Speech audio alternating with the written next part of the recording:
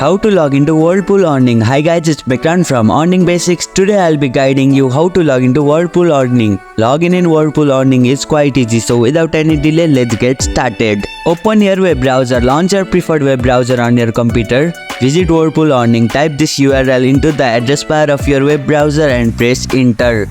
Once you are on the home page, click on login located at top right corner. Enter your credential. On the login page, you'll typically see fields to enter your email and your password. Input the email associated with Whirlpool Earning in the designated field. Then enter the password in the provided field. You can log in with Google or Facebook also. If you have forgotten your password, click on forget your password. And if you are a new user, click on create an account. Click on sign in. After entering your credential, click on sign in button to proceed. Verify if necessary. Depending on your account setting, you may need to complete a verification step. This could involve entering a verification code sent to your email or phone number. And here you go, it's done. If you liked our video, press the thumbs up and share button. If you have any question, comment down below and don't forget to subscribe the channel for more tutorials.